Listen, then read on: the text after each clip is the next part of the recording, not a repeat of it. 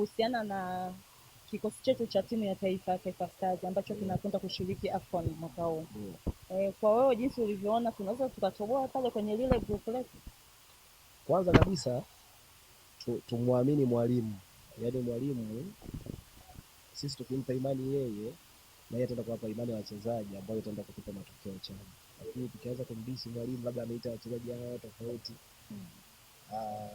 itakuwa haipendezi. Lakini binafsi kwenye swala la kutoboa kikubwa ni commitment. Yaani wachezaji kuamua kilichowapeleka kule ni nini.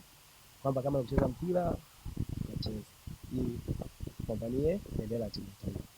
Lakini tukienda kama kule kukua kama stylish hatuwezi kufanikiwa. Lakini kwa namna timu ilivyoitwa, mimi na imani timu inaenda kufanya vizuri sana msimu tofauti na msimu mwingine. Kulingana na experience ambayo amepata kwenye mashindano yaliyopita. Na pia nimeona kwenye kile kikosi kwenye listi tumeona pale Bwana Samata karudi nyumbani, Msuva naye pia yumo ndani.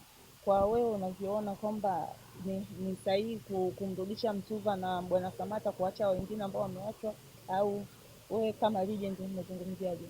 Kwanza mimi nimefurahishwa sana na kukubali, maana nilipata taarifa kwamba aliomba kuachana na timu ya taifa. Mimi nimefurahi sana. Yaani wanasemaga hakuna kijiji kisicho kuwa na wazee. Lakini uwepo wa wale watu wawili au wadogo wanao upcoming yao wanakuwa wale wanakuwa mfano kwamba wenzetu ambao kurudi tena kwamba nini anachokitaka kwa timu ya taifa. Kwa hiyo mimi binafsi nimefurahishwa na kurudi kwao, pia na nimebeba matarajio makubwa sana kutoka kwao. Kwa wewe binafsi wakati enzi zile unacheza ulianzia kwenye timu za Majimaji hapa Songea, ukatoka, ulijisikiaje wakati unaambiwa kwamba unahitajika kwenye timu ya Yanga? Na wakati huo unajua kabisa Yanga ni timu kubwa kwa hapa Tanzania, Simba na Yanga tunazungumzia.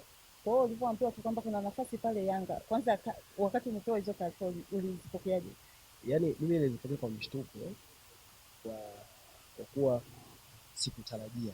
Yaani ingawa watu wengi walikuwa na imani na mimi natoka hapa, labda naweza kuwa safari yangu ya mpira imeanzia hapa. Lakini yote kwa yote namshukuru Mwenyezi Mungu kunipa nafasi. Sio kila mmoja anaweza kupata ile nafasi.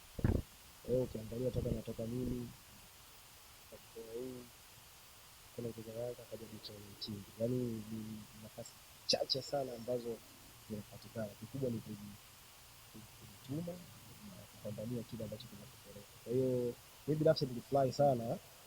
Nilishtua lakini nilifurahi pia kwa sababu ni kwenda kutimiza yale zile ndoto zangu. Ulikuwa umepokeaje hizo taarifa za kukwambia Pato unabidi ukae nje ya dimba wakati tayari ndio ilikuwa fani yako ya kukimbizia kipato? Ulipokeaje taarifa?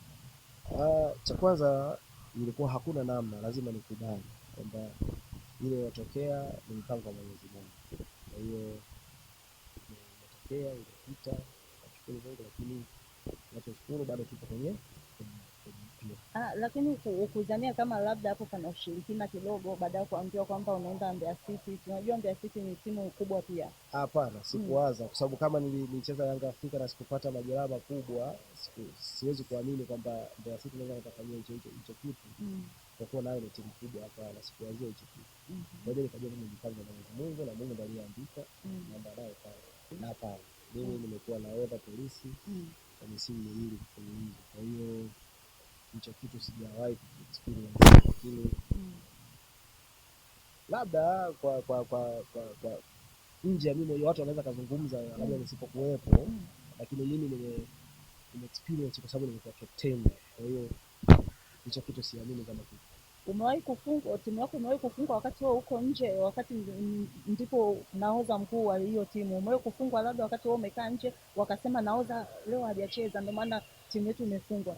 Huu ni ushirikina ambao nahodha amebaki nao kule jukwani. Inawezekana? Hapana, haijawahi kutokea. Haijawahi kutokea. Kwa hiyo mimi nilikuwa nataka tu nijue, tumezungumzia kuhusu vitu vichache ambavyo tumevijua ambavyo wengi baadhi yao walikuwa hawavifahamu kuhusu wewe. Na mtazamaji wa Sauti ya Mtaa Media, nilikuwa na legend wa mpira kutokea hapa Songea mkoani Ruvuma, Pato Ngonyani, ambaye tulikuwa tunazungumza mambo mawili matatu kuhusiana na michakato ya ligi ya Tanzania AFCON ya Taifa Stars ambayo inakwenda kushiriki, na pia mambo kadha wa kadha tumeyafahamu hapa kupitia kwake yeye, ambayo mengine tulikuwa hatuyafahamu tumeyafahamu leo.